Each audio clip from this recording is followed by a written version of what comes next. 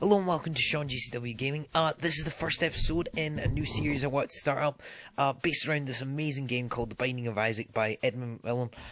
So I'll let the game kind of speak for itself in what it is, and I'm just going to go Isaac right now. What I'm hoping to do is, I've already completed this game all the way through, gotten most of the achievements. I need 2 achievements, but I've got the Golden God achievement, completed all the items and stuff. Just going to walk around here while I talk now. But there'd be no point in me playing through this because obviously I've already done anything. But what I'm going to do is I'm going to get the Wrath of the Lamb DLC and play through that because that adds a ton of stuff to the game. But before I do that, I wanted to kind of introduce the game by playing through one game with each character, and we're just going to start off with Isaac here. So you can kind of see for yourself what the game's like. I shouldn't really be taking damage on this first level. I mean, this is a fairly easy room. Oh, that's great. A lot of these items you won't have if you first start off the game. You have to do various things to get the items, but this is just kind of to show off some of the cool items you do get. Like that item you won't get right away. You need to complete the game a certain amount of times to get that item. And also the item you might see up the top, where it says space and then there's a picture of a dice. That's an item you get for completing the game with Blue Baby. And then to get Blue Baby, you need to complete the game. Yeah, you get that with completing the game with Blue Baby, and then you get Blue Baby by completing the game 10 times.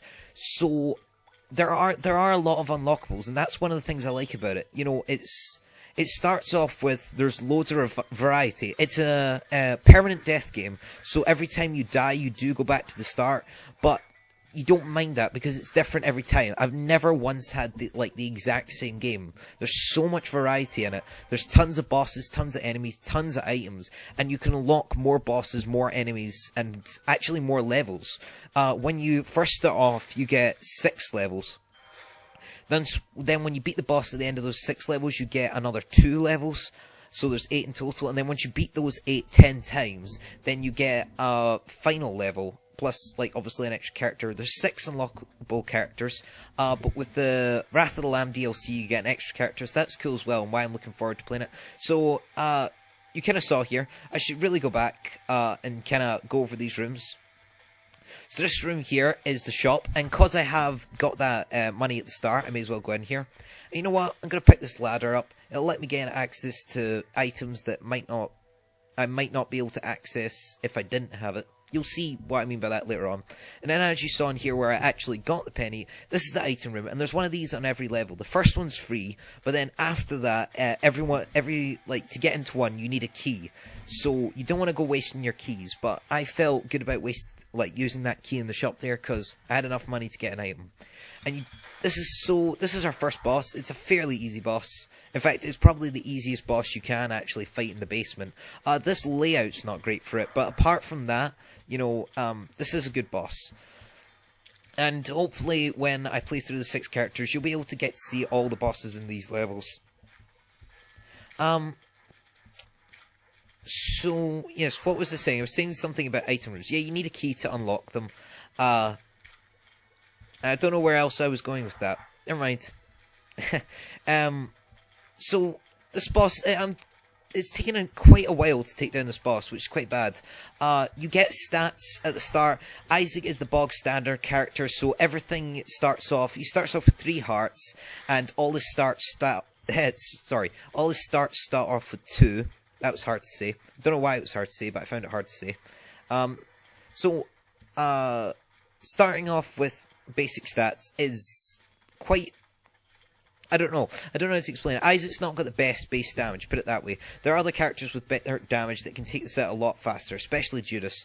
But hopefully we'll get some damage up pretty early on. That's kind of what I'm hoping for from this boss. Or HP up, that's good as well. Cannot complain about extra health, because that will really help you out a lot in the later stages of the game. Starts off fairly easy in the basements part 1 and 2. But of course it increases in difficulty all the time. Basement 1 and 2 share the same bosses as do Caves 1 and 2, but Depths 1 has 5 bosses you can fight, but Depths 1 has 3 bosses you can fight, 3 or 4, and then the depths 2, you always get the same boss, and you'll see that when we get down there. I should be able to get to the depths part 2. As I said, I have completed this game in its entirety. That means completed all 9 levels with every character, and done everything else in the game you need to get all the items. So, yeah, I should be able to get down there. Hopefully, with some luck, I'll be able to complete the entire game, and be able to just show off everything you can do in it. So that's an arcade there. I have some money, so maybe I'll go in there, but I'd rather spend my money on the shop right now. The good thing about the arcade is this thing here. So you get a slot machine, you can just spend some money on that, and it sometimes gives you items. This guy again, he sort of spins the heads about, and you can get some good items from them. Usually either money, bombs, or keys. Slot machine gives you pills sometimes, and they both give you hearts sometimes, so there's lots of stuff you can get. But this is a blood bank. Basically what this is you sacrifice your hearts, but it gives you money. Usually it doesn't give you 1 coin. That was very stingy. But the reason I was playing it there is because a lot of the time it gives you a health upgrade. And obviously a health upgrade is really useful. So I usually only use that if I've got health lying about the map. Wish I could get to that money. Wish I could blow up that spirit rock as well. Or tinted rock, whatever you want to call it. Loads of places to use bombs here, but I just don't have any bombs. Maybe I'll get some in the item room. With some luck, but there's only 3 items I can think of in the game so far that give you bombs, or 3 or 4 items, so my chances of getting them, as there are over 100 and something items in the game, it's like 150 items, my chances of getting a bomb item are slim, but it's not an impossibility, so hoping for that. And as I said, the D6, what that does is, if you get an item and you don't particularly like it, it's quite a bad item, you can press space and you'll get a different item. So that's pretty awesome. Yeah, so that's quite awesome, but as I said, it takes a heck of a long time before you can unlock it. And it took me 90 hours to complete this game in its entirety. Don't really like that item, so I'm going to re-roll it and get a pretty awesome item. This gives me max fire rate. So as you can see, shooting really fast, but it takes my damage down a little bit. But look, let's see. My damage is now at 1 as opposed to 2. But for full fire rate, like, that's probably worth it. Because I shoot bullets that do half as much damage, but I shoot them like 4 times as fast. So, on the whole, I do double damage. And I should be able to get some damage upgrades at some point. So this is Larry Jr., obviously a reference to Meat Boy, another one of Edmund McMillen's games where you fight the boss Larry. This must be his offspring. He basically poos all over the place and never attacks you directly, but he's one of the easiest bosses because the only way you can get damaged by him is if you kind of be silly and stand directly in his path. And that's not something I'm likely to do. I still take damage off this boss sometimes, not even gonna lie. It's not like, oh, I beat him every time without taking damage. No, I nearly took damage there, for instance. It's mostly I get impatient and want to kill him quickly, and then kind of run into him and take damage. Hopefully that won't happen too often. Hoping for a good item once I kill him. HP up or damage up would be great. Or even, tears up is useless. I don't want tears up. But yeah, usually you get range up items from bosses, which isn't great. And I just got a range up item there, but I did get a deal with the devil. And this is something cool. This is something that the game adds, which is pretty awesome. And I'm gonna get that item on the left there. This is basically a familiar that follows you around and shoots with you and does like a decent amount of damage. The thing about the deal with the devil is it's kind of like the shop, but instead of paying for items with money, you pay for it with your hearts. And as you saw there, I spent that heart, and I actually lost the heart container. It's not like you couldn't lose the heart and then go pick some up and get back to full health. No, it's gone forever. But, I was about to say I've completed the game with less hearts, but I've not completed the game with less hearts, so I'm talking rubbish. But I think 1 heart for this item was worth it. It's a pretty good item, and I'm happy with my trades. So those are silkworms. Not those silkworms, but silkworms you'll see later on, or maggots, whatever you want to call them. They used to give me a lot of problems when I first started the game, but I'm fairly good with now. These there they are, those silkworms. They gave me loads of problems when I first started the game, and I died loads of times from them. And these fistulas as well. Not so much the fistulas I just fought there, but it's the fistula. You get fistula as a boss, and I found that to be an absolute pain when I first started, and still found it a pain up until recently. Most people find that boss incredibly easily. I did not. It did not play to my styles of gameplay at all. I hated that boss so much.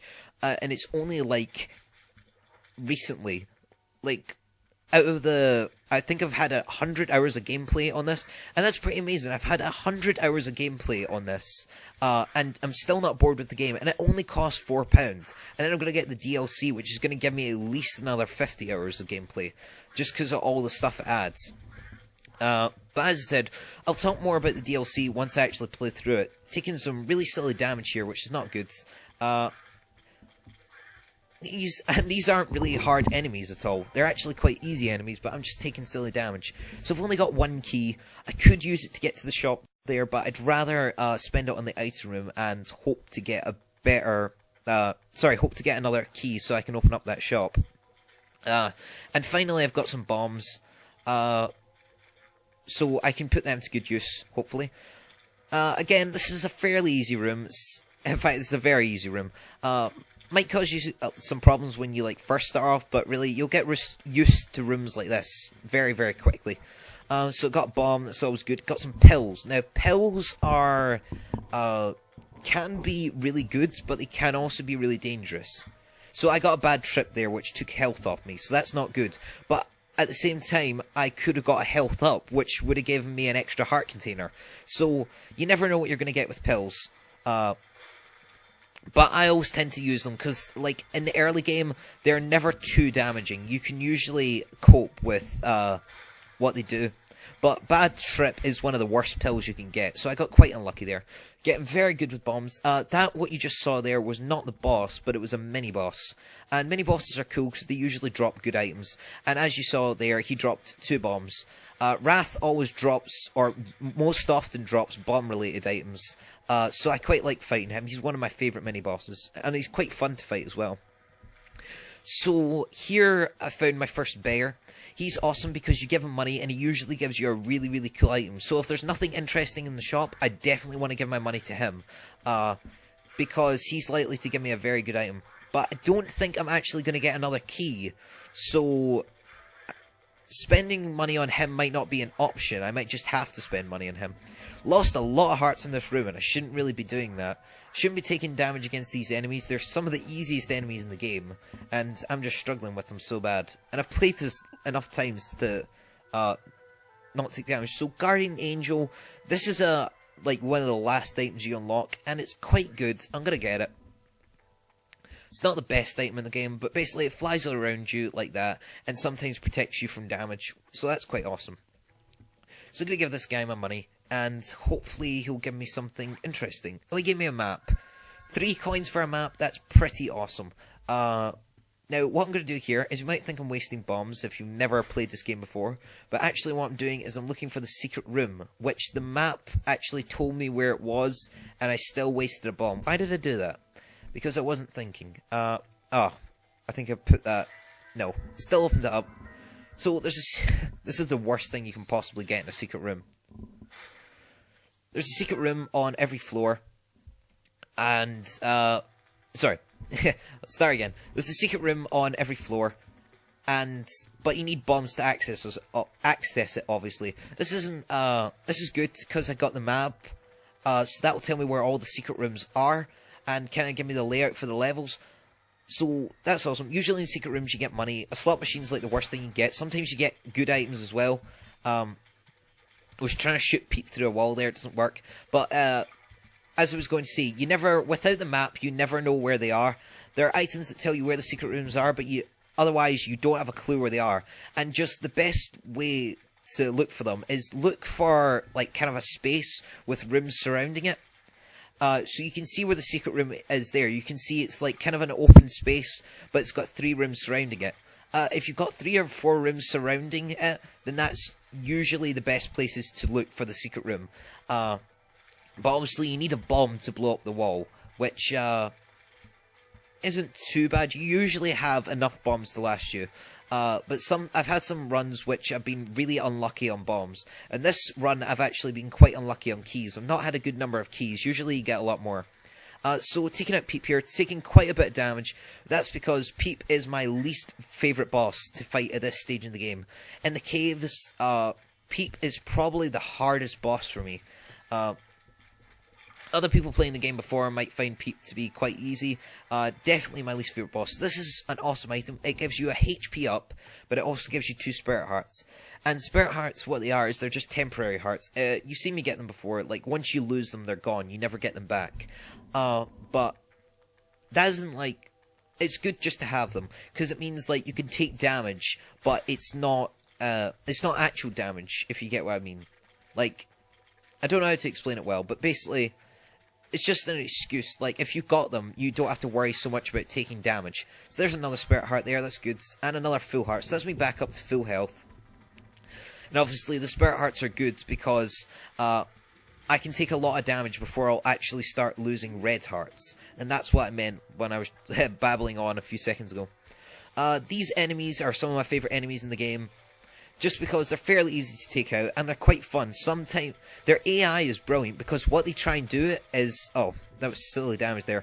You saw there, the ladders saved me, because I was able to, like, kind of run across that gap. So that's, ladders have been useful so far. But what I was going to say is... Yeah, their AI is brilliant, because they try and flank you. Like, they'll get you into a corner. Like, 3 of them will come after you, but then, like, 1 of them will run round the other side and try and trap you. So the AI is really good with them. And they're quite fun monsters to fight. Here we have Larry Jr. again. I think I've fought Larry Jr. quite a lot so far. 3 times already. But once you find him in a normal... You fight him as a boss in the basement, but then after that, you just find him in normal rooms. As, like, kind of a mini-boss. But he doesn't drop any items at the end. But the other one I fought, like, I should have mentioned this earlier.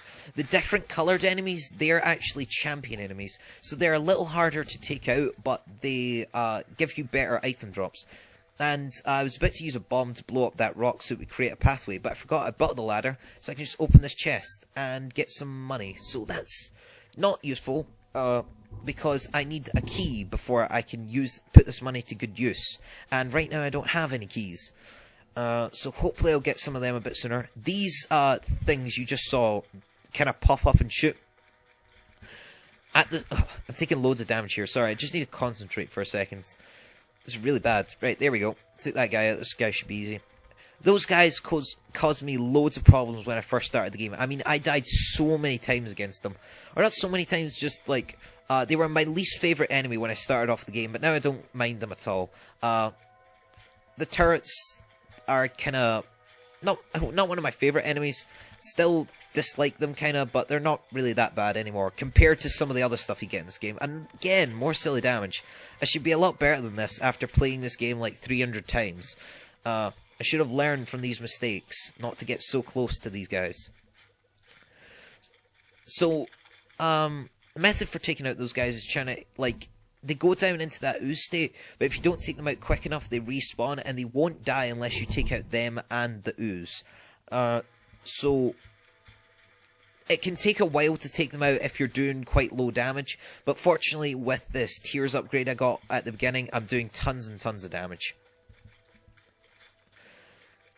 So, moving on.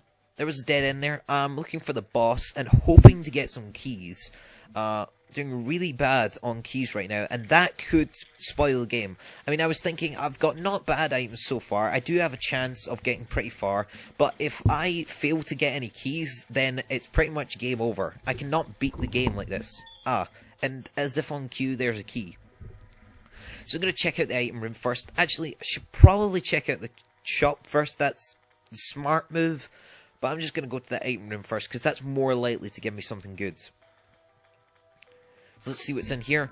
It's a hail of flies. Well, I'm going to give my, hit the D6, which gives me a random item, and it gave me the rosary, which gives me 3 spirit hearts, and makes the Bible more likely to appear in shops. And what the Bible does is it kills Mum and Mum's Heart, 2 of, like, kind of hardest bosses. It kills them in 1 hit, so that's an awesome item to get, but apart from that, it doesn't really do much. So I feel it's a bit of a cheaty item.